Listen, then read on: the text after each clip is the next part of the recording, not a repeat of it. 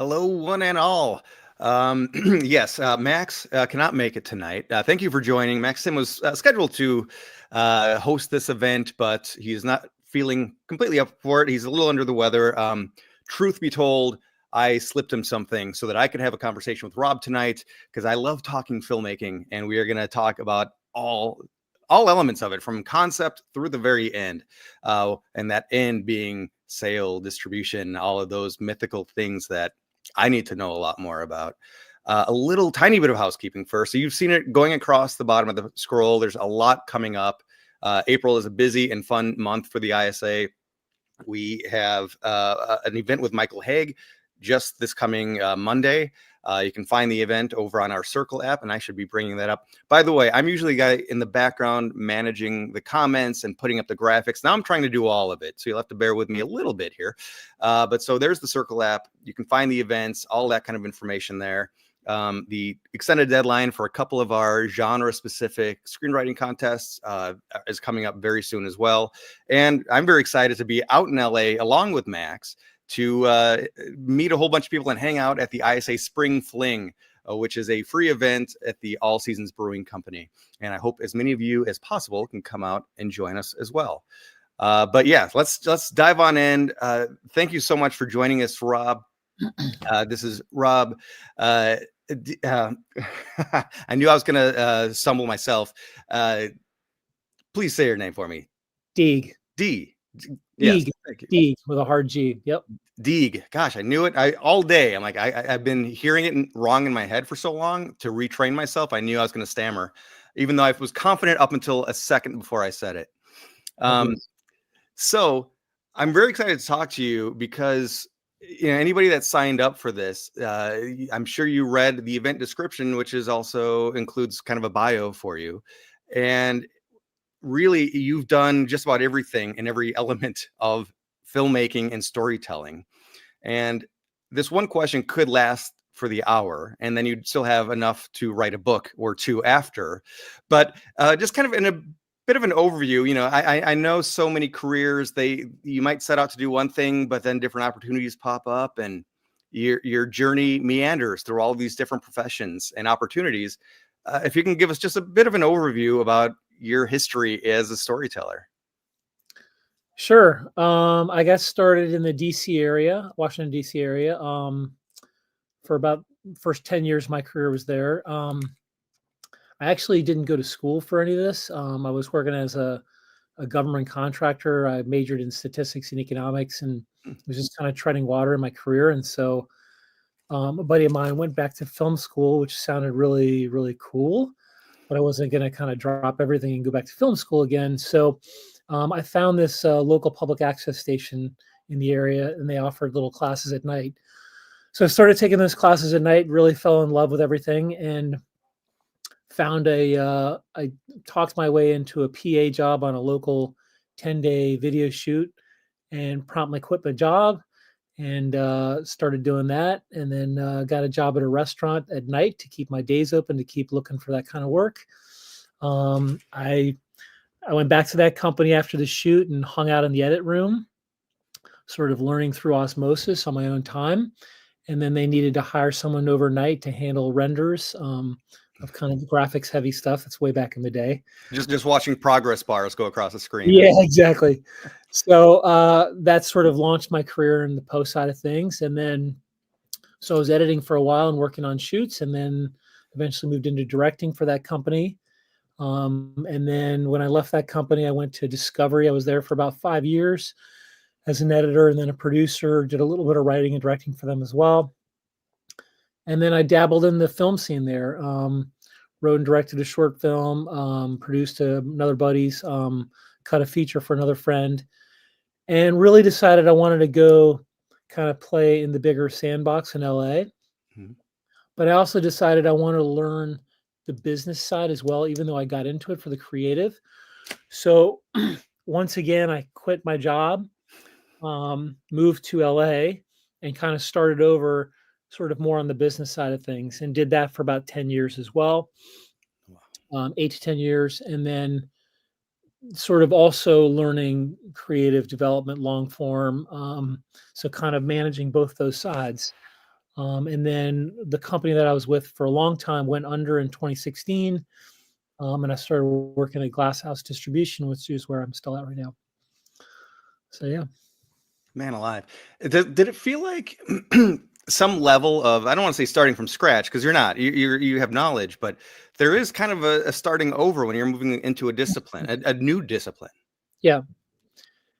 Yeah. I mean, regardless of your, I mean, just my two different tracks, if you even look at that, one was purely creative and then one switched to more of the business side. So I did have to kind of do that.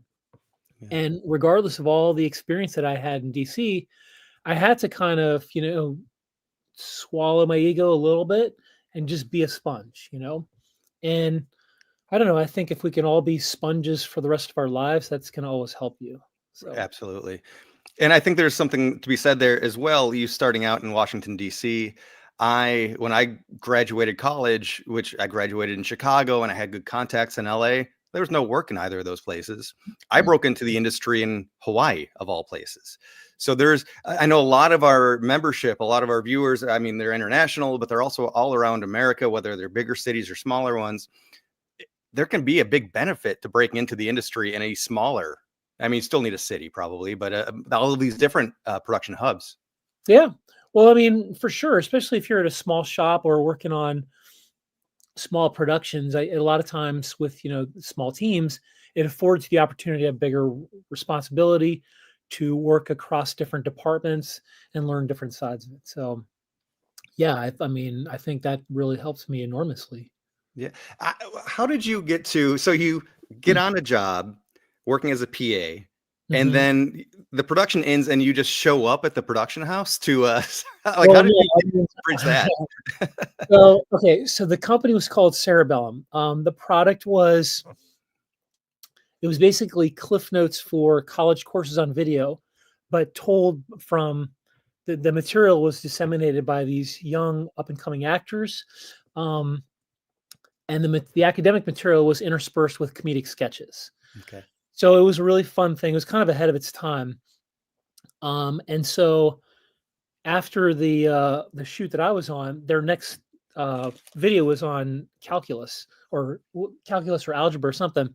Anyway, I had a strong math background, so they hired me actually to write the academic portion of that script. Oh, wow. And then while I was doing that, I was befriending everyone, and I said, "Hey, can I hang out in the edit room?" And because I don't know, I was kind of drawn to the post side of things as well, so they just let me do it. So That's pretty cool.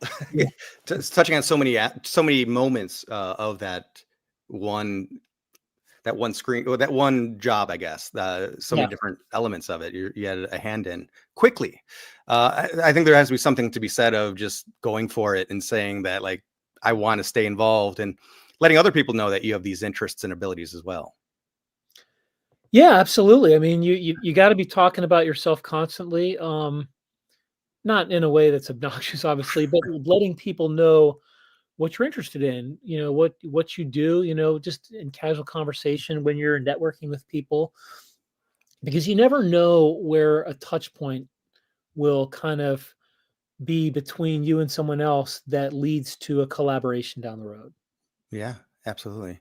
Now, you have a lot of experience as a producer, especially lately. And I do have to say, before I miss my opportunity, that the movie Soul Surfer, is one of the films you produce, is such a beautiful film.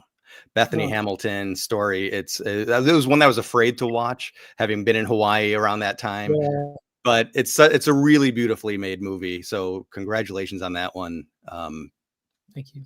It's worth it it's very worth the watch if anybody watching this has not seen that yet. But anyway, so as a producer, I keep wanting to, as we're talking about all these different elements, all these different steps of getting a story made, what could be more beneficial for the writer to be more knowledgeable about? So let's just take it at the most broad strokes. What does a producer do? And I know there's a lot of different producer jobs. What do you as a producer do? And then Well, perhaps what might be important for a writer to understand about what a producer does. sure. I mean, high level, a producer kind of does a bit of everything. If I use like a sports analogy, like football, right? I mean, a producer is almost they're even more than just the quarterback. They're almost kind of the coach and quarterback rolled into one. They have their hands on everything from the beginning of the project to the end of the project.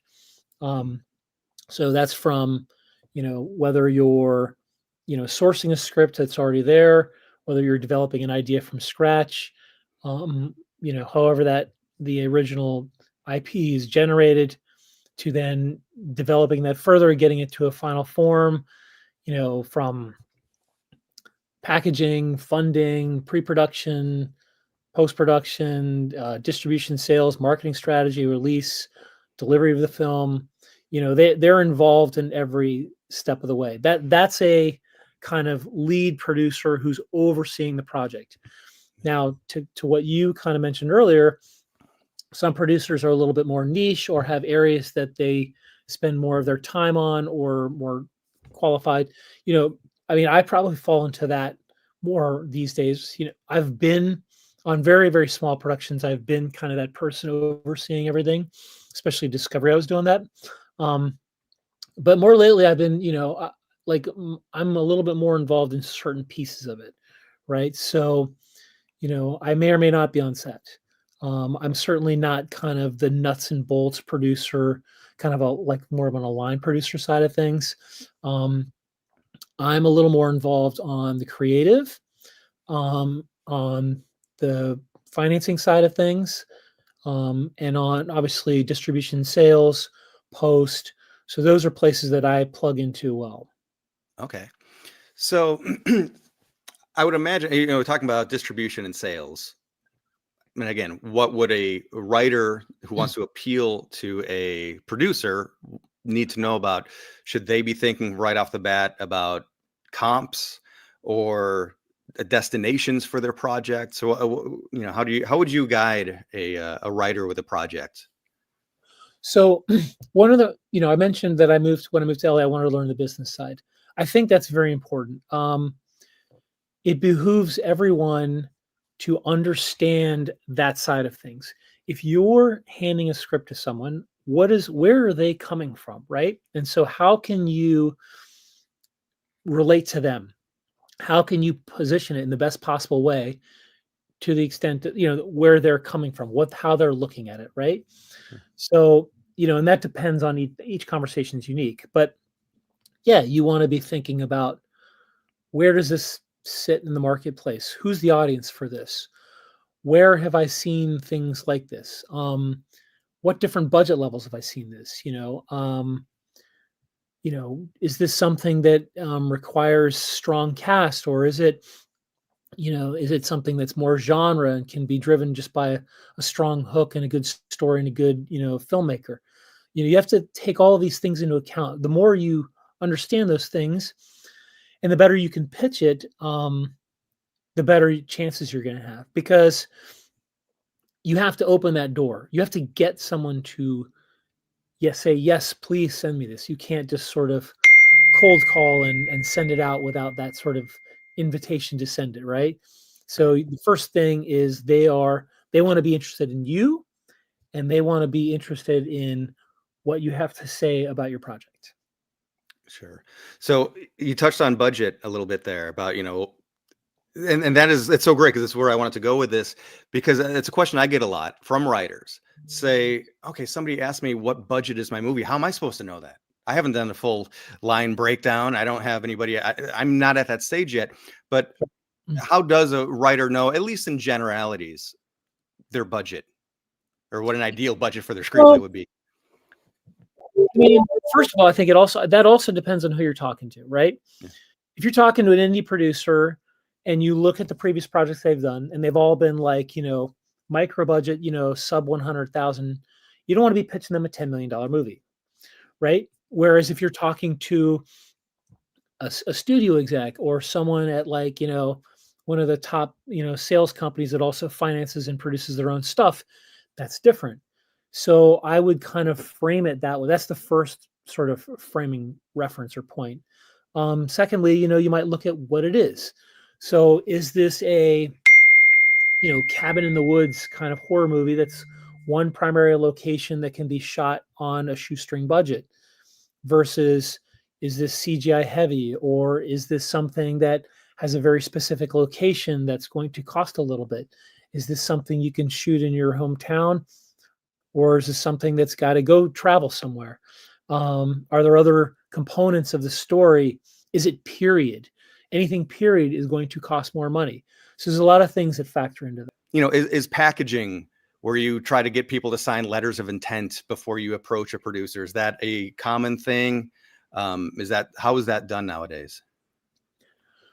Well, I mean, a project can come to fruition in a number of different ways. Part of it starts with what kind of connections you have as a writer.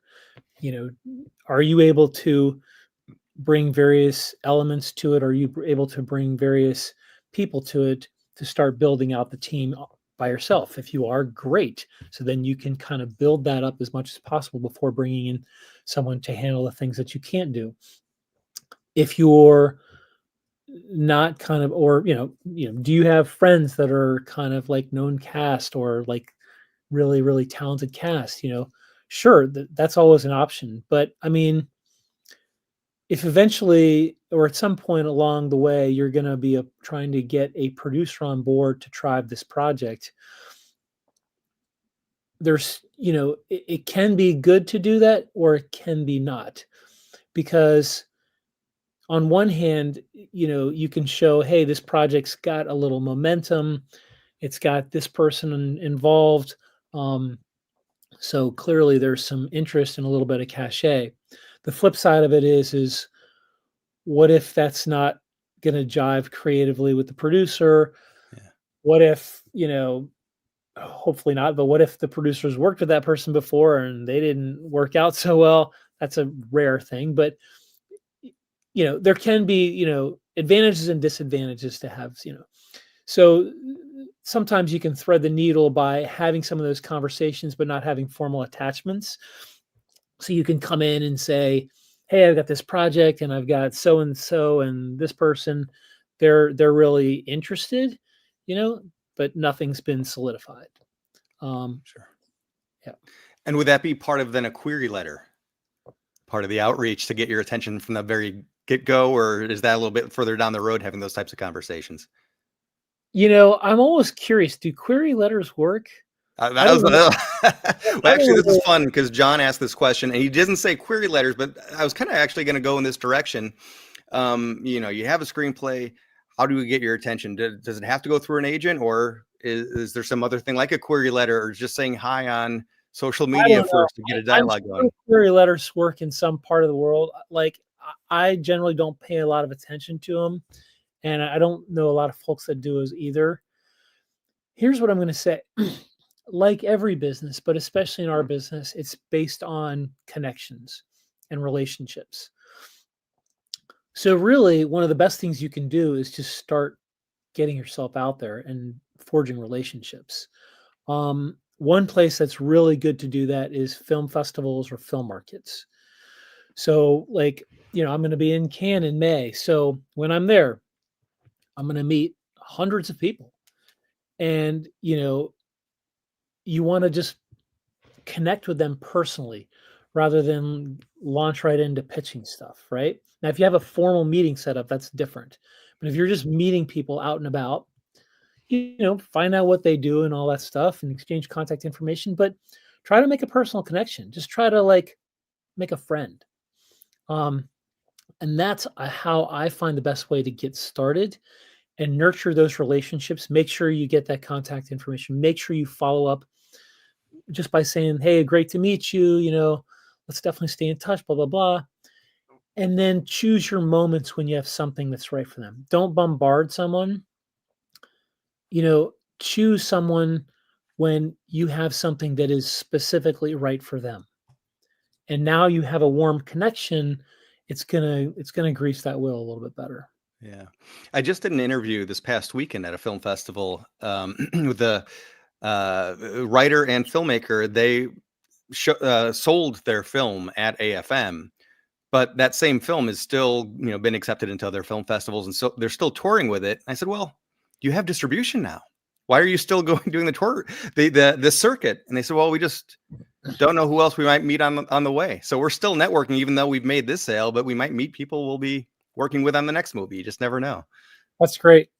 Yeah. Well, and obviously once you set up distribution and sales, they may, have some weigh in on that strategy, but it depends on what it is. So if it's a film that everyone feels collectively that it, has the potential to pick up some awards and they feel like that could be good PR to start driving a campaign, then that's certainly a viable thing to do.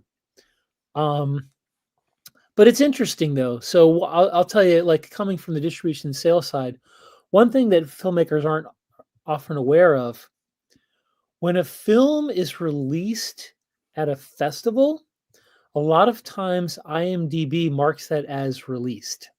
Oh. And the issue with that is once your film has a release date, there is a ticking clock on your film.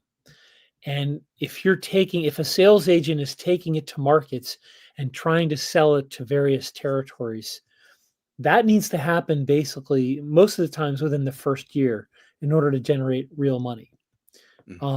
Once it becomes 2 or 3 years past the release date, it's much harder to get advances, and you're looking much more at like rev share deals and putting things up on platforms and stuff like that, which can still make money, but it's not big. It's not bigger monies up front, and it's a long, drawn out process. And so, let's say a writer filmmaker has something that they have out there. We don't know about this kind of stuff. This is like in the weeds. This is filmmaking 305 class. I'm sure you would you then hire some sort of a sales agent to guide you through this process? You mean when you have the completed Basically, film? yeah, well, you've got something that's out there in the marketplace. It's not sold, no distribution or sales yet, but it's in film festivals. Okay. And so, but you're hoping that you're going to start getting offers. Do you bring somebody on board at your team at that level, or at what point do you bring somebody else to help you You guide? can. So, I mean, obviously, if you have a completed film, you should be setting up meetings with sales and distribution companies. You should be reaching out. Weeks in advance of the market, trying to set up a meeting. You should have a trailer ready and a poster ready that you can send them because they're probably not going to watch a screener. But if you got a trailer that's good and a poster that's captivating, that's not too busy, but it's got a good hook and concept and you can grasp it. You got to remember with the poster too, there's the poster, there's the large version, and then there's one that's going to look like a thumbnail in certain, depending on how they're viewing it. So it's got to be able to work in either of those phases. But you want to have those things, and then you want to be reaching out and you want to be setting up meetings. If you're getting started too late or you don't have enough meetings set up, then you want to be getting a badge, you want to be going into the marketplace, you want to be going booth to booth, or room to room and trying to make connections, try to set up meetings. A lot of times they can't take a meeting on the fly, but you can set up a meeting for a little bit later in the market. But you want to be making those meetings. If you can't do that, or you're having trouble doing that, you can hire someone to help you with that. And so that's like a producer's rep. So a producer's rep will take a film, and they already have relationships with a lot of the agents and distribution companies and so forth, and they can take your film and try to get it set up somewhere for you. Okay, interesting. So, I mean, the thing is, as we talk about a lot, you might write in isolation, your first draft at least, but then you're going to be getting notes and you're going to just keep building your team as you're going through even the writing, but then of course, then the huge crew of shooting, but you're still team building up through the end, through walking the red carpet, you'll still have your PR people. So, okay, well, we'll throw this one out there right away. Festivals you might recommend to get out there for a writer. I'm just going to, who has only completed scripts, so we're not talking screenplays. I think the most obvious one is the Austin Film Festival. I love that one so much. It's such a writer-oriented festival. What comes to mind for you? Yeah, I mean, I'll be honest. I'm not as well versed in terms of like the best film festivals for scripts, but Austin, South by Southwest, Sundance, those all come to mind. kind of the Sundance Lab. Cannes has like, filmmakers, sections and stuff. Yeah, I don't know. I would have to do a little research on that. Yeah, sorry, I can't help you No, that much no, on that. that's fine. I mean, there are truly there are so many film festivals out there that it's Yeah, worth going to any of them, especially, I mean, not just especially, but even if you live in a small town. Honestly, the festival I went to last week, Beloit, Wisconsin, which I'd never been to Beloit, Wisconsin. I've only barely heard of it. yeah. And apparently this film festival there has been there for about 18 years, something like that. It's kind of respected in certain circles. This coming weekend in Madison, Wisconsin, is the Wisconsin International Film Festival that Alexander Payne attends most years because he's just a fan of it himself. So you really never know. Any single one of them, big or small, is worth going just to see who you might meet. And Well, you just touched on something. I mean, that's a good way to look at it too. So, if you're contemplating a particular festival, look at who's been there in the past years, right? right. Are there a bevy of producers showing up there? Is that who you're trying to meet? Then maybe that's the right festival for you. Yeah, I think I've heard from people that I think it's Omaha, either Omaha or Lincoln, Nebraska. One of the Nebraska cities is a surprisingly good one as well. I know there's some up and coming ones in Idaho. So yeah, really any single one. But here's the thing: when you are doing your due diligence and looking up some of these festivals, I've seen some trickery where you see people on the red carpet, but the step and repeat banner behind them, the names on that doesn't match the name of the festival. So people that maybe don't have a very established festival are trying to seem like they are bigger than they are. So just keep a keen eye on things. I don't know. It's unfortunately, we do always have to be very diligent because a lot of people are trying to make a sale in some way or another, and hopefully they have integrity, but that's not always the case. So for you personally, as a producer, when you come across a screenplay, what excites you? Like, what's a screenplay that either can turn you off, maybe like, this writer needs some more help, or this is the type of story I really like? Yeah. So, I mean, once again, I always put on my creative and business hat, but first is the creative. So, do I love it? I mean, do I fall in love with the story? I mean, I can tell you after one or two pages whether what I think about the writer. That I know. So whether like I'm in, whether okay, there's potential here, or I know that this is not going to be for me. I can tell that very, very quickly. Um, but obviously, is it well written? Is there, a uniqueness to the voice? Is it engaging? Um, does it pull me in? Um, am I drawn to one or more characters? Um, or am I reading it and like at the same time checking a text? Like what's my level of engagement?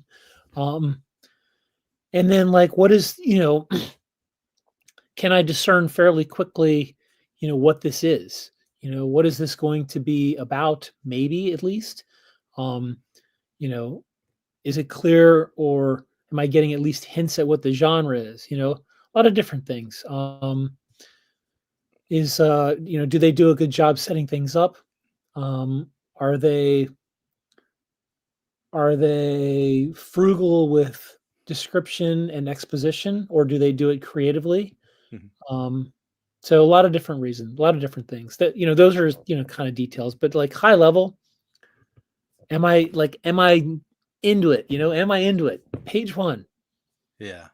I mean, it's got to be gutter, just from the heart or the base DNA level to start. And then So once we get past that creative level I was of going to I say, enjoyed the screenplay, now well, you take that I was hat gonna off say, and you put the producer's hat yeah, on. so I was going to say, once let's say I'm digging it, right? Now it's like, okay, where does this fit in the marketplace? Um, is this, is this like other things that I've seen that have been made, been successful, so forth, but at the same time has kind of a unique a uniqueness, a freshness to it that sets it apart from those, right? And that's very important in their pitch, by the way. If you're going to pitch something, people often use the kind of this meets that pitch. That's useful to an extent. I prefer to say it's a little bit like this or in the vein of this, but here's the thing that makes it different, Sure. And then, or, is there something that's like relatable thematically? Is there something in it that might appeal that's in the zeitgeist at the moment? Does it have a special hook? Is it like, can you already see the cast, right? Does it feel like something that you could really feel like you could, find some financing behind, or do you feel like it's even though you might love it, is it a risky endeavor? Yeah. So I think about all those things. Let's talk a little bit touch on just the state of the industry right now, because we had a conversation with Lee Jessup, Max did just a couple of weeks ago, where Anora is an original film, and obviously it won several Oscars, including the big ones. Yeah. So might that breathe some fresh life into producers looking for original content? Have you seen any ripple effect yet, or do you feel like there is more of a interest, I guess, at a certain budget point for original content? I think there always is. And I think anytime something like that pops, it does kind of open up that mindset a little bit with various executives and folks looking and thinking about their next project. So yeah, to an extent, I'd say that's true. Um, I think it's a little tough these days, though, in general. And I think while it opens up, the one thing I would say is, don't follow trends. Don't when you're trying to think about what you want to write. Don't try to make the next Honora. Don't try to make the next Oppenheimer. I wouldn't do that. I would, it's okay to like say, okay, if I'm working on like, a period biopic that's set in that certain time frame, and I know of other companies that have done this kind of thing, sure, you can keep them in mind, but I wouldn't chase. Yeah. Because that usually, if you chase, by the time it's like actually completed and gathering steam, it's no longer in vogue necessarily. So Right. How much do you personally pay attention to the box office week in, week out?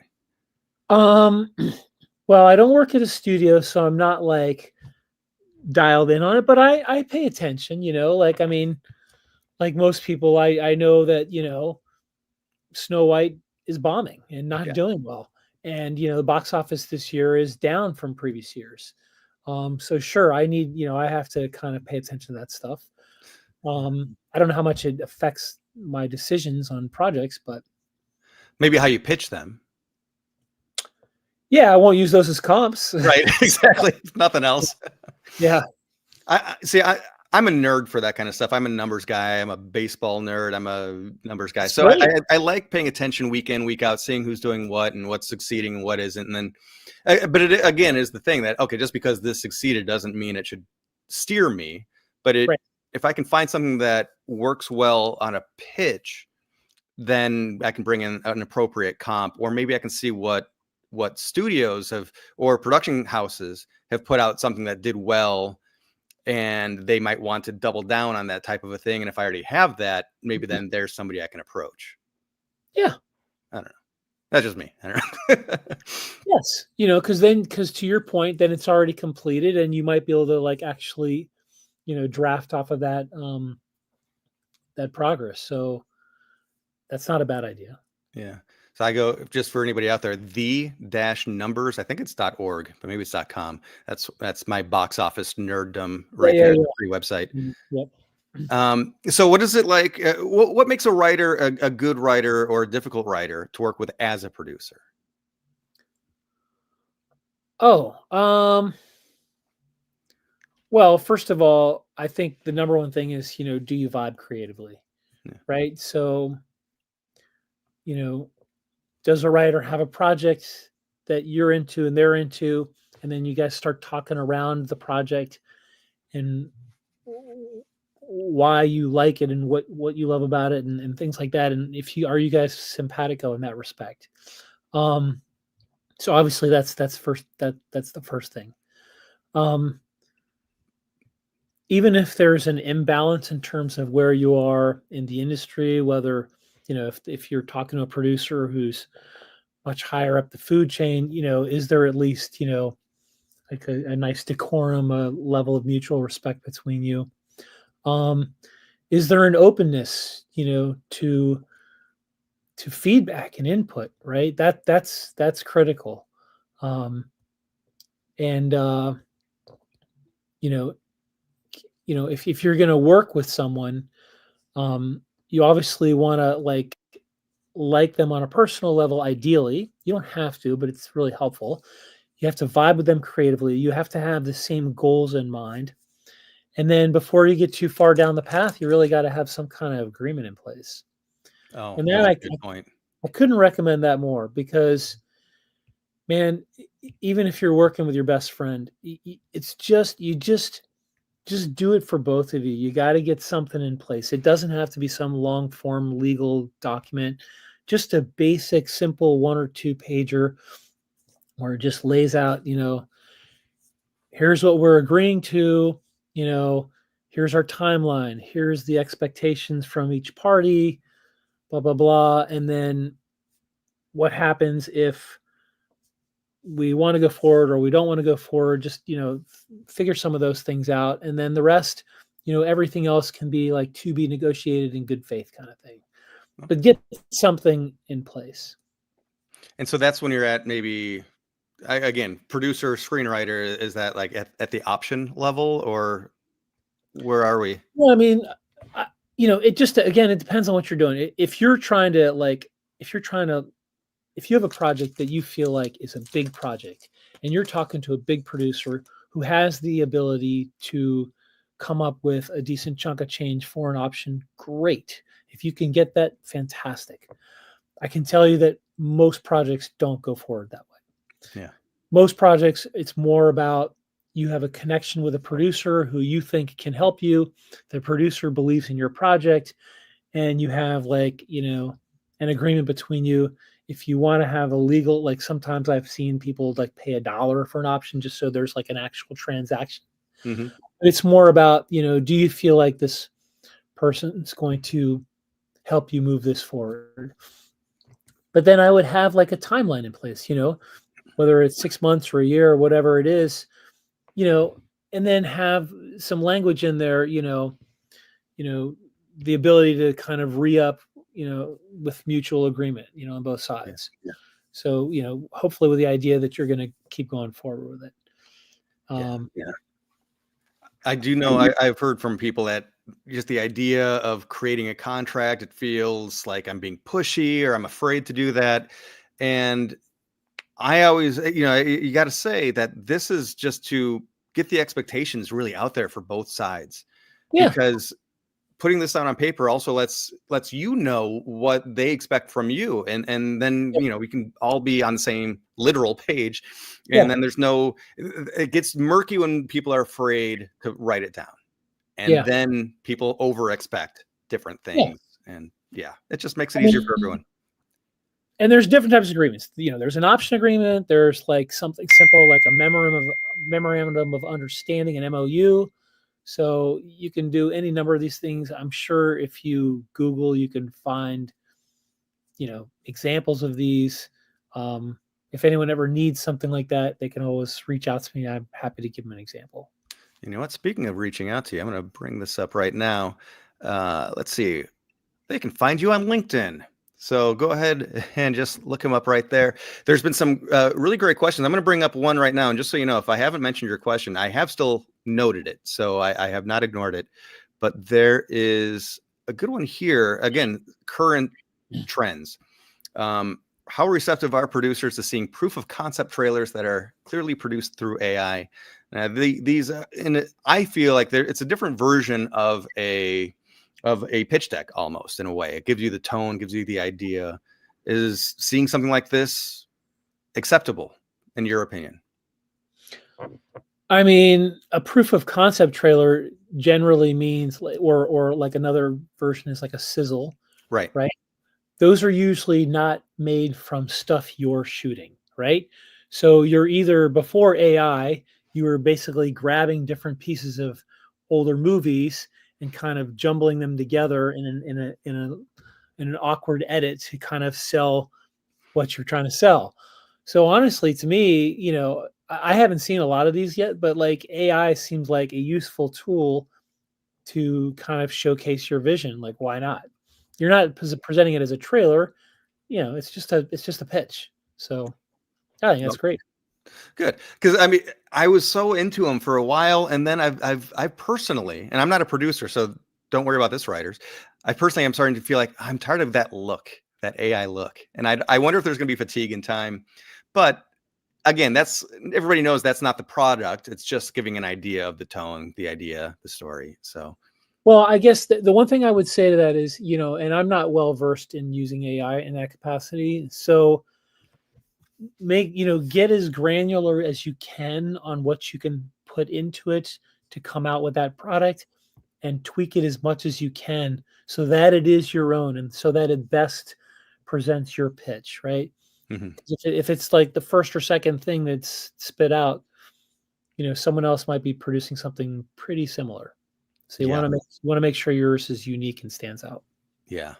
And I do have to say that I don't have a lot of experience on this front at all, but I know it can get surprisingly step by step expensive because all the different iterations you got to pay for credits and things like that. And so I wonder if you might start to get to a point if you're doing a period piece where it's going to be very impossible to recreate something, even for a pitch deck style.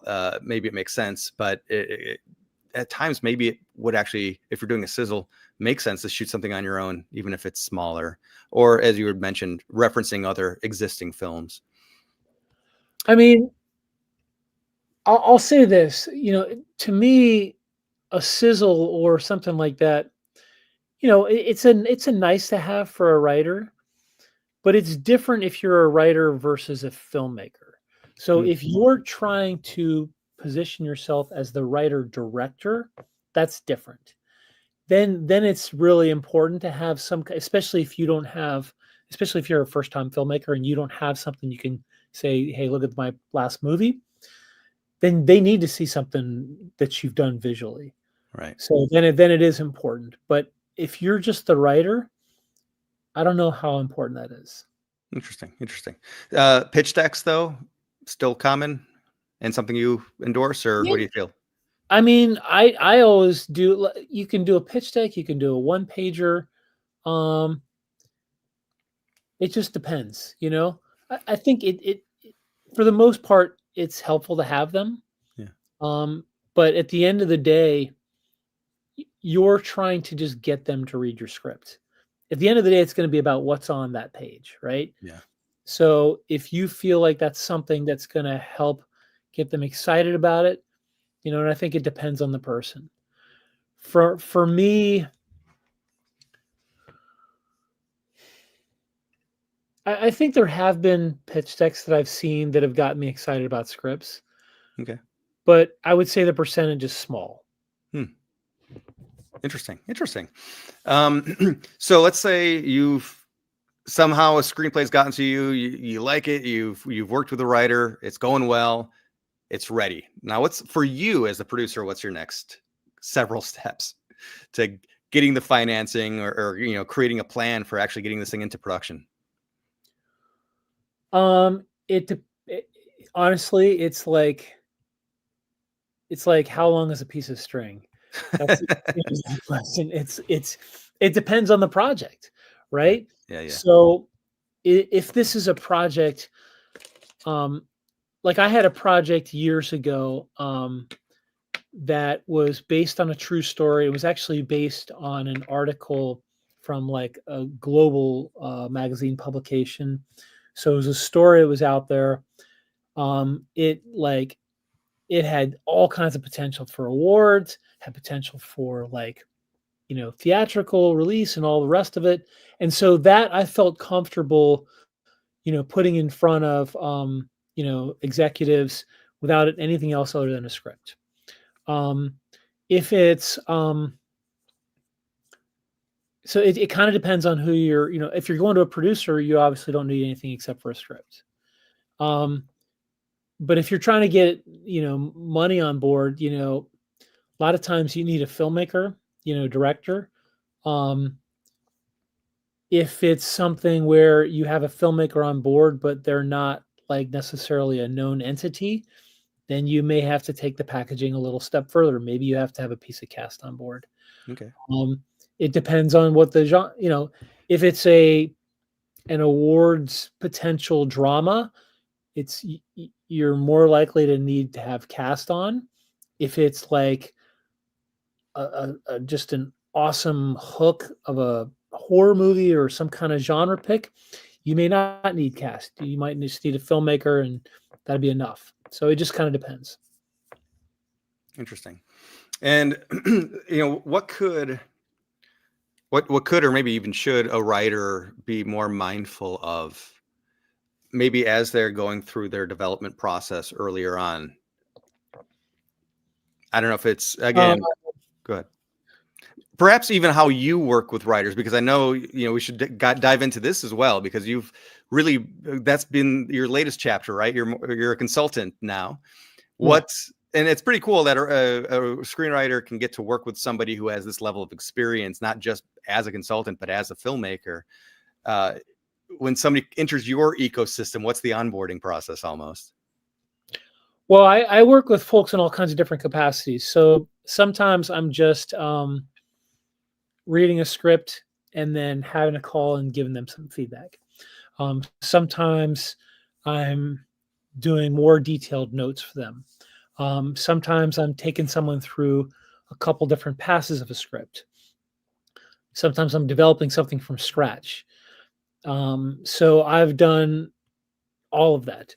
Yeah. I've worked with on projects where I started out giving feedback and I ended up getting put in the writer's chair.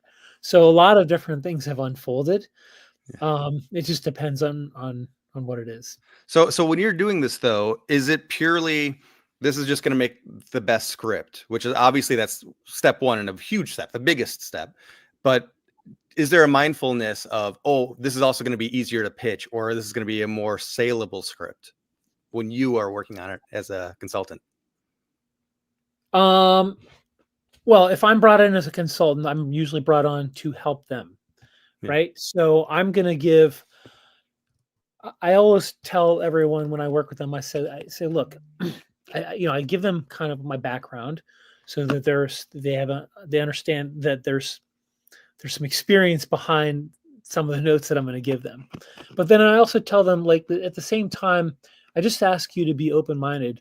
But at the end of the day, I'm just one person. This is a very subjective industry we're in. I'm just one person, regardless of how much experience I have. And so the best thing that you can do is go into this open-minded, and anything that comes out in my feedback, marinate on it, consider it, and then keep or discard whatever you want. But when I come into it, first and foremost, I'm coming in just to help that person.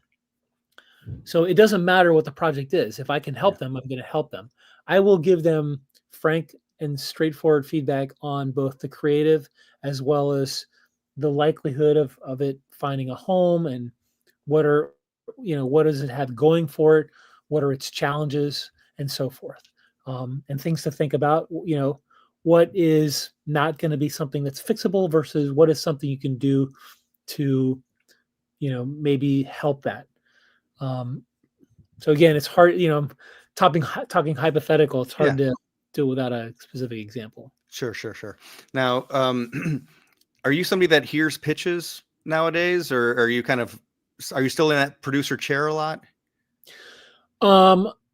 I get that occasionally. It just depends on what my workload is. Okay. So if I'm actively looking for stuff, then sure. Okay. A lot of times, like right now, my plate's fairly full. Right. But I mean, like I also I'll be involved in I'll go to conventions where it's like a pitch fest, so I'll hear tons of pitches. I also hear pitches when I'm at the market. So most of because I'm on the sales side, most of my meetings are with buyers representing films, but I do take like a handful of filmmaker meetings as well. Okay. Our acquisitions guy takes more of those, but yes, I do hear pitches for sure. Okay. So, just in that sense, what works in a pitch for you personally, or what's maybe the opposite of that? What makes you say like, I'll wait till the next one? Well, I mean, do they have excitement and enthusiasm behind it? Um, can they succinctly kind of capture what their film is, whether it's a log line or a couple of sentences? Um, then, if we want a little more, can they opine on that? But like, just are they good at pitching, right? Yeah. And then, like I said before, can they maybe reference certain things that, it's a little bit like this or in the vein of this, but here's what, but it's got this piece that's unique to it. Can you make it, relatable? So like, oh, I can see why you think that this might work, but also here's why this is, new. Right. Um, like, okay, I'll give you an example. So you mentioned Soul Surfer, right? So Soul Surfer, you know, is the story of a girl who lost her arm to a shark attack and had to learn how to get back on the board. That's like one version of the pitch. Another version of it is it's a girl who did that and inspired people worldwide that they could get beyond tragedy and overcome insurmountable odds in all kinds of different capacities. And that to me is the bigger thing. Yeah. And she had a story that was carried on like news channels in like 180 different countries, right? Not to mention the fact that it's surfing and it's, people in, beautiful people on the beach and it's a sport and there's some action. So not only that, but her family was very religious. So there was like a faith component. There was so many different angles and ways into the story that it had so much going for it. So that's an example. That's a good example. Right. At what point did you get involved in that process or that project? I mean, Yeah. So our company we were sort of on the executive producing side. So we worked more, as a company, we worked more on putting together and structuring the finance, sourcing and negotiating the distribution and sales and so forth. But we were also obviously involved in the creative as well. Now, within our company, I kind of cross both sides. So we had the producing team at the time, they had a director and they had Sean on board as a director.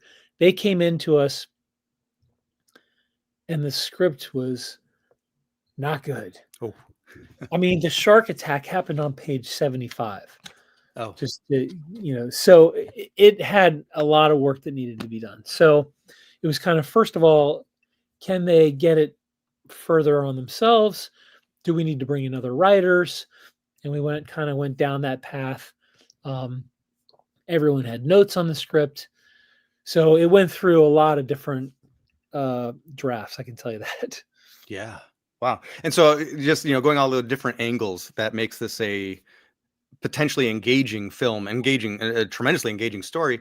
I'd imagine that there's no one right answer for a pitch, but it's going to be dependent on who's hearing the pitch, is which pitch you go with, essentially. Yeah, I mean, if you're pitching a filmmaker, it's really all about the creative. That's it. It's Yeah. all about the creative. You know, um, you know, I don't know if you talk about tone or visuals or whatever, but it's all about the creative. If you're pitching a producer or an executive, it's different. You gotta kind of balance that. It's the creative, but it's also, how am I going to make this? Um, Yeah. so- All right. We are an hour in, so let's get to some questions. This is an interesting one. Phoenix Black, the writer. I've heard that some comps you shouldn't use, that there are some comps you shouldn't use, like Get Out. what makes a good comp without making a producer think it smacks of arrogance or sets the bar too high is meaningless because it's overused. Do you think there is one, first off? Yeah, why is Get Out not a good comp? I'm curious about that. Well, I was at first in my head thinking like, oh yes, my movie is the 10 Commandments meets Gandhi. Like, well, what's wrong with that? I mean, I'm not saying that. Well, I see what you're saying about setting the bar too high. it's great that you said it that way, right? Right. If you've got an independent film, you have to have some awareness of what it is. Are you pitching this as like $100 million movie, or are you pitching this as like an truly independent, lower budget movie? So use comps that make sense. Now, if you're going to use, like, if there's like a clear creative parallel with one movie that's much higher budget, that's fine to mention that, but then mention some other movies that are going to be a little bit more in the sandbox you're going to be playing in. Yeah. Good question. Another time to be thinking about budget as a writer. This one, I don't know if it's exactly right for us, but how can one find boutique agencies that represent screenwriters? I've got a couple of guesses, but you might know answers. I mean, I think I'm not well versed to answer that question, but I'll just say, to me, a lot of times it feels like chicken and the egg, right? The agent's not going to pay attention to you until you have something going for you. Once you have something going for you, do you need the agent? So I don't know how to answer that, but I would say that, again, it's helpful to like meet these people in a where they don't feel like you're coming at them. Like, I met an agent at Cannes last year, and we hung out a bunch, actually. Good guy, and I didn't pitch him a thing. Yeah. And I haven't gone back to pitch him a thing, and I'm sure I'll see him again. If something comes up at some point, that's real, that I really want to broach him with, or if, like, maybe I think if it's not for me, but I have someone who I think would be right for him and him for them, then I might broach that, but I wouldn't lead with that. So, to the extent that you can, again, it comes back, can you form relationships? Look, also, when you're doing research on festivals, are there certain ones that agents go to? Maybe that's a way to bump into them. Or can you befriend people at the agencies that are assistants? Yeah. Assistants are the gatekeepers. If you can become friends with an assistant somewhere that and then again, become friends with them first, and then down the road, broach them about a project, because an assistant may read a project, and if they fall in love with it, they're going to be the first ones to champion that, to an agent, right? Mm-hmm. So that's a good way in as well. Yeah. And I really do think that just start working on your list, your spreadsheet at home, keeping track of movies you like, that is a type of movie that you wrote, who wrote it, using IMDb Pro, or I know there's a few other websites where you can look up who's repped by who, and just keeping lists of those, but not approaching until you really need someone. We have multiple writers that have movies in theaters this year who work with who are writers that utilize the ISA website, and a lot of them don't have agents, and right now they're out looking for managers or something, but that's with films in theaters, and that might be a good time. Yeah, absolutely. To your point, those are well positioned. They're well. You got something out in the marketplace, fantastic. Yeah, perfect time to go to find representation. Yeah, yeah. And again, festivals, whether it's pitch festivals or very often festivals will announce who their like top line judges are, and a lot of times those will be managers or agents or people working within those agencies. That doesn't mean that those agencies are looking, but they might be a bit more open than others, I would think. Yeah. So let's see, here we go. Ron, would you go out looking for anything through the various sites that list log lines, treatment, synopsis? What is the chance that what is the chance that there is a log line would have you asking to read a script? Well, I guess, yeah, if you were out in the say, like, I got nothing to do with my day, I want to take on a new project, where would you start looking? Um, yeah, it doesn't really describe me right now, but I can say in the past, I have read a couple of things like on Slated for a second, for example, actually things that people who work at Slated have sent me, that had like a high script score. So like there's some kind of credibility behind it a little bit. They're kind of sending it to me saying, "Hey, we feel this is pretty strong creatively. Do you want to take a look?" But I've only done that a few times. Um, so I would say most of the time it comes through connections. Yeah, yeah, yeah. And there's opportunities to share your log lines on the ISA site as well. And we do have industry pros that may be browsing here or there. You know, there's writing gigs on that site as well. So that's a possibility, but there's never anything like, oh, this is where all of Hollywood goes for sure. Right.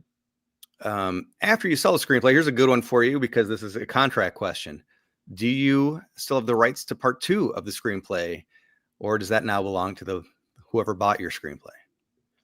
Well, yeah, I mean, you better negotiate that, right? um, if you're selling to a studio, what I would do is, first of all, I would make sure that you retain the rights to any and all sequels, spinoffs, and all that stuff. If you're if you have the good fortune of selling to a studio, that might be a tougher thing to negotiate. But if they're really digging their heels in about retaining those rights, then I would at least try to negotiate you having the right of first refusal to write the sequel, right? So that if they're controlling the rights, then you're attached as a writer. That's how I would approach it. Interesting. I mean, there's just so much nitty gritty. Somebody should really have, even if they don't have an agent, have an entertainment lawyer, I would imagine, standing up for them. Because Yeah. I can't speak to this, even though I have a tiny bit of experience, but you really do need an expert on your side. Entertainment lawyers are good friends to have as well. Again, yeah. All part of networking. Yeah, true. Great question here. What are you tired of seeing, reading, or hearing? And do you have any pet peeves when you're looking at a script? I wouldn't say I'm tired of reading, hearing, or seeing anything at the moment. I mean, I'm not big on. I do have superhero fatigue. I'll say that. Sure. And I don't know, like even though my kids will probably want to go see the Minecraft movie, I have no desire to go see that. But other than that, anything that's interesting. I love true stories. I just love stuff that draws me in. But pet peeves, yeah. Let's see. Things that are when a writer doesn't realize that they're writing for a visual medium. Mm, That's frustrating, and that shows their inexperience, right? So if they give it, if we're meeting a character for the first time and in the descriptions, all these different things about his backstory, and I'm like, that is never going to be up on the screen. So you're writing it like a book right now. You have to think it's a visual medium. So if there's things that you want to convey about this person's background, about their personality, so forth, find a way to do it so that it's going to be up on the screen. That's one thing. Economy of writing. I do my consultations either directly with writers, but I also do them through various organizations like ISA and like some others. Most of the time I'm just, working with the writer on their project, and then we're done. This one writer, I remember reading his script, and even though I didn't feel like it was a fit for me, I could tell one page in, this guy's good. mm. He knows what he's doing. And one of the ways I knew that is on page 1, I knew who were characters that I should pay attention to. I was particularly drawn into and empathized with one particular character. I could already see what a point of tension was between certain characters, and that was without baking that into the description. It was with what was happening, what was being said and not being said. And he captured it so well, with little description. I was like, this guy knows what he's doing. So I love seeing that that kept me reading, even though like I really didn't even love the story that much, but like he was so good at his craft that I was like, I'm in. Trying to think of what else. I'll keep thinking on that. What's the next one? Sure. Yeah, one thing you don't want to you're tired of seeing is page 130 and beyond, I guess. But Yeah, that's impressive to do all of that, because there's a lot of nuance in that within the first yeah, page. yeah, yeah.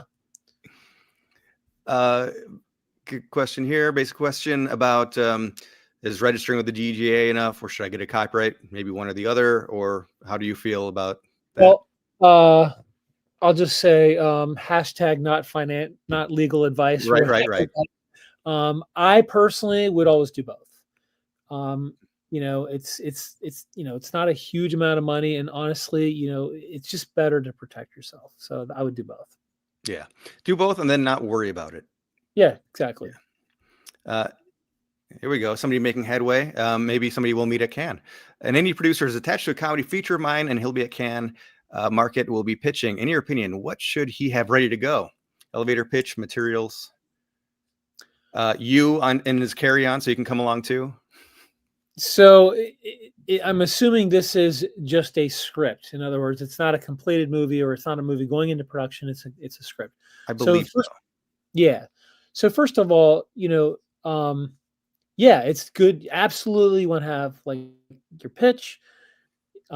If you have like a little sizzle, great. If not, that's okay. If you have a little artwork, you can like a little one sheet. That's good to have always. So I would highly recommend at least a little one sheet. But at the end of the day, just a good pitch and like, the ability to kind of connect with the person and they got to make sure they're meeting with the right folks. So I'll give you an example. Our company, Glasshouse Distribution, we focus predominantly on completed features. We don't do co-pros. Sometimes we'll look at a project as it's going into production to make that connection, or if they need an LOI for their investor or something like that. But for the most part, we're not getting involved until at least the post-production process or when they have a finished film. And so we're not the right folks to come pitch like just a script, right? So do that research in advance. Make sure you're meeting with the right folks. Okay. There's a lot that goes into that too. Yeah. Biggest risk-taking production companies now. I might take a little research to come up with an answer for that one. I mean, A24 is always edgy, but everybody wants to pitch to A24. Neon, probably a lot smaller production companies too. Sorry, go ahead. Yeah, I mean, it's there's been a couple of companies that did some great stuff that are no longer with us, unfortunately. So you just mentioned one, A24. Neon's doing stuff. Who is it? Black Bear's doing stuff. I mean, there's Bleecker Street is doing stuff. I mean, there's folks out there. I'm sure Tribeca's doing interesting stuff. There's folks out there doing it. But you just got to do the research. Yeah. And and that can change over time. So yeah, I mean, Gravitas Ventures, Roadside Attractions. There's a lot of companies putting out good stuff. And again, that website I mentioned earlier, the movie or thenumbers.com. That's you look at the weekend charts, but you see who's made all of these movies, and then once you click on the movie, you see all the other sub production companies. So paying attention to all that stuff is very important, I think, especially when you skip Disney, skip Universal, skip Sony, you see that there's a lot of other companies doing a lot of movies and getting wide distribution. It doesn't even have to be wide distribution, but they're getting things in theaters. It's really important to pay attention to all of those companies. Well, and I'll also say, obviously, some of the big streamers are certainly taking risks because they can afford to. So, yeah. let's see. I think I want to see if I can segue that.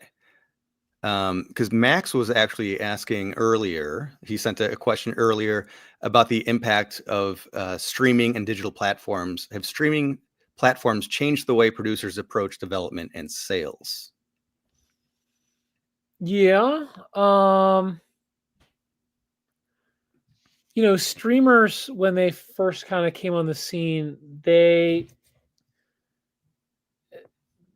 really were like Pandora's box, and they were like making massive content grabs, and all kinds of people could go in and pitch stuff, and all kinds of stuff was getting picked up and sold.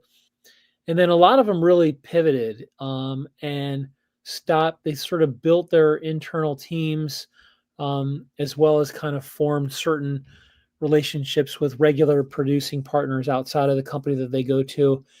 And it's been a little bit more in that vein lately, where it's much harder to get something done if you haven't done something there before. In terms of like, financing the project, I'm not talking about going with a completed film, but even then, like they're mostly focused on originals. Certainly they are very data driven. So a lot of that informs what they're making. That's why we've seen a lot of true crime and limited series and stuff like that. There seems to be an appetite for that stuff, and so they've been making a lot of it. It also it's changed the way things have been kind of released. There is, it used to be like everyone talked about the theatrical and then on down, right? Now you don't have to have a theatrical, right? It can be with a big streamer, or it can be like Tubi is doing originals, right? Yeah. So there's all kinds of avenues through which films can kind of see the light of day in a certain capacity and get made. At the same time, you gotta make inroads at these companies. You got to make connections. You got to know what they're looking for, and then you've got to have the ability to get in front of them, and then be able to pitch them, and then hopefully it meshes, right? So not easy to do. So another thing, when you're looking, if you have something that you feel like is a great fit for certain places, one way to approach it might be to go to look up producers who have done stuff at those places and try to meet those producers. Yeah. So we have about 15 minutes at the most left. I want to give you a moment right now for any kind of letting people know how to reach you, what you are offering for them. I'm going to throw your LinkedIn up here. I put it in the chat earlier as well. You can find a clickable version of this. Yeah. I mean, that's the easiest thing. Like, I mean, honestly, like, as long as you're not like selling me a bridge in Arizona, reach out to me on LinkedIn. I'll respond, or I'll accept your your connection request, and that's the easiest way to do it. And if you're looking for someone if you're looking to get help on your project, by all means, let me know. If you just have a question for me, that's fine too. The one thing I'll say about pitching your project and getting it in front of someone, people have different takes on this. Some people feel like you get your project so far along and then you got to start getting it out there and you got to, pitch people. There's some truth to that. The flip side of that is you only have one chance to make a first impression. And I kind of lean more on that side of things. I feel like you've got to get that script in its best possible version first. Because I can tell you, if you manage to get that in front of someone and get them to actually read it and they don't fall in love with it, it is much harder to get them to read it the next time around. Yeah, he shot your shot. Yeah. Good. So we have a couple of really good questions left. So we'll try to get through these quicker. If you are trying to pitch an original musical, do you lead with the music? Or do you have a different approach?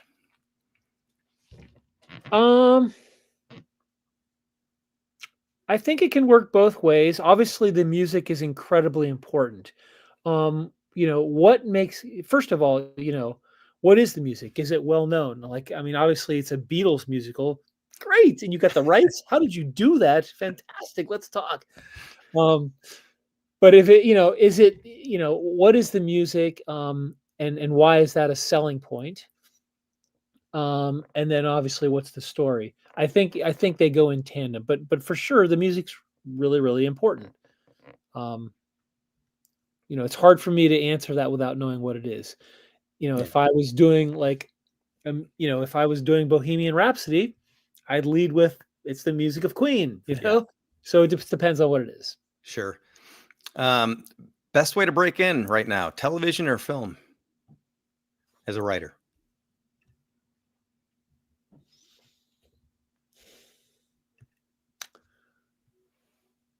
I I think you can do it either way. I don't know that one is definitively better than the other.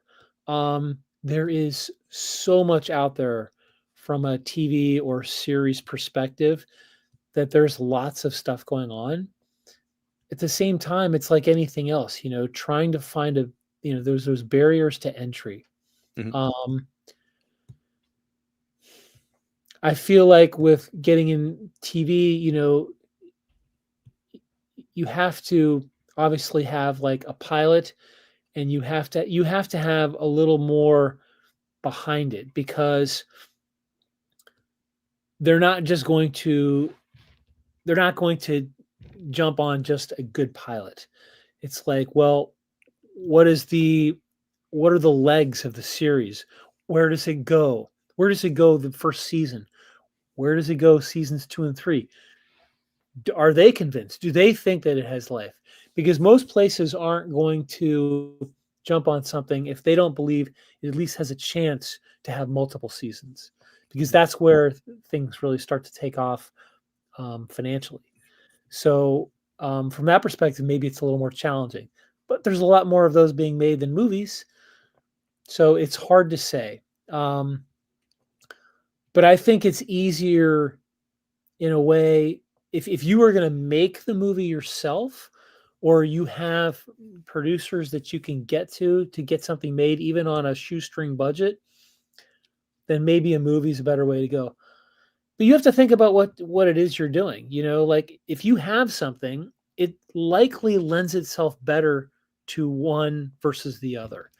And I would just use that to drive that decision. Yeah.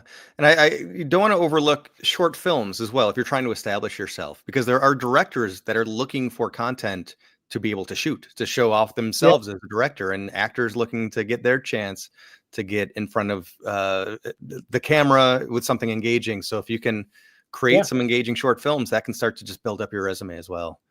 absolutely. Okay, given the state of the industry, or despite of, yeah, March was brutal for film. Um, the most underrated genre, epic genre films. Boy, after Megalopolis, epic genre doesn't romance, dramas, etc. Uh, yeah, what do you feel? Uh, I don't know if I would say that underrated might not be the right verbiage that I would use, but I'll say like just um, everyone wants action. Like Mm. international buyers want action. That is the number one genre requested. Horror is very popular. Thriller is popular. Some places want family, some places want rom coms. I've seen rom coms coming back quite a bit, so I think there's an appetite for those. Um, Even documentaries, but documentaries, you have to have there has to be a real hook on a documentary for it to have legs. But yeah, those are some of the things that I'm seeing, at least on the sales and distribution side. Um, Westerns have made a little bit of a comeback too, I would say. The interview I just did this past weekend was with a Western film, so Nice. there's some of that. A couple of people here saying sci-fi, which that Yep. has a higher budget point, but again, genre usually does have a good audience. Yeah, but like sci-fi, I feel like you can do that on a budget too. It's like I always think about kind of the idea of like, whether it's a horror or sci-fi or anything else, if you don't have a big budget, suggest rather than show, right? Right. But Yes. part of that, but like I'm not sure how much of that is writing versus the filmmaking part of it. Absolutely. I mean, one of my favorite sci-fis is Moon with Sam Rockwell. You got one character in a limited environment. Two Right. last quick questions, both from Gregory. Into financing, should you get a secondary financer before primary? What do you mean by that? I don't know. I was hoping you would, because I don't know financing. Maybe is there like a slot for somebody saying like, yeah, I'll be your. Is he talking about so if you're talking about different types of financing, there's there's senior lending, mezz financing, equity. So I don't know if you're talking about mezz financiers. But from my perspective, I would just any piece of financing you can get attached, get it attached. That's helpful. Yeah. So, financiers are often looking at, if they're interested in a project, they don't always want to be the only one in. Anytime someone else is on the project, a lot of times that makes it more interesting. So, Sure, there's a bit of a safety net there. And finally, on a craft standpoint, getting back to rom-coms, do they need the same comedic pace as comedies? I mean, that's a broad question because comedies covers a lot of, That's true. is it like a fast talking kind of thing versus, is it something that's more situational? Um, I think, for me, comedy, it's, timing is so important, but it's not formulaic. So it's like, it's a feel. It's hard to describe. It's a feel, but certainly you have to get that feeling right, and that's, and, every film is written at least three times. It's the script, the director, and then the editor. It's written three different times, right? Yeah. So it has to execute in all three phases. Something's got to be funny on the page for sure, but then it's got to, you have to have the right filmmaker on board and you have to get the right cut. Like the funniest script I ever read got made into a movie called Crash Pad. And I'm sure there's lots of funny scripts out there. Maybe one's funnier than this one. But when I read this, it was so great. It ended up being like a day and date release from Sony. It was the last movie I did with Indomitable Entertainment. And we had a nice cast. Thomas Hayden Church, Donald Gleason, Christina Applegate, Nina Dobrev. But I remember it opened up on this couple in bed. And the first word of dialogue was bullshit. And I was like, what? And it was great. And it was basically this woman, they'd been sleeping together, and this woman had just revealed that she was actually married. But it started with his response. And then you got into the dialogue, and it was just boop, boop, boop, boop, boop, boop. And it was great. So that had great pacing and timing. But it's hard to kind of define or frame that. It's a feeling. So what I like to do, not that you have to do this, but what I like to do is find 5 or so movies that are similar to the movie that I feel like I'm about to write, that would play well in a double feature. And I kind of diagram the movies and see what their pacing is for story. But if you're specifically curious about the writing, about how frequent the jokes are, see how frequent those jokes are. If you want to feel like, oh, it feels like this movie, I would compare it like that, just straight up. Yeah. And then oftentimes it's about juxtaposition, right? It's like it's like irony. It's like you're setting up one thing and then the opposite thing happens or the opposite thing is said. That seems to be the root of a lot of comedic timing. Yeah, that's great. One more maybe. And I'm sorry, questions are starting to come in even more. If you left a question we didn't get to it, I will still grab it, and maybe we'll be able to do a video later, a separate, not a live thing, but we'll be able to address it. So let's say you go to a financier. If a production company likes your script but comes back with the suggestion that you package it and then we'll consider it, how would you take that? Well, if they said it exactly like that, I would probably think that's a soft pass, basically.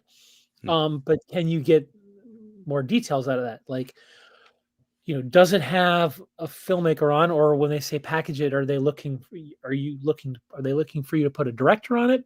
Are they looking you to come back with a director and cast?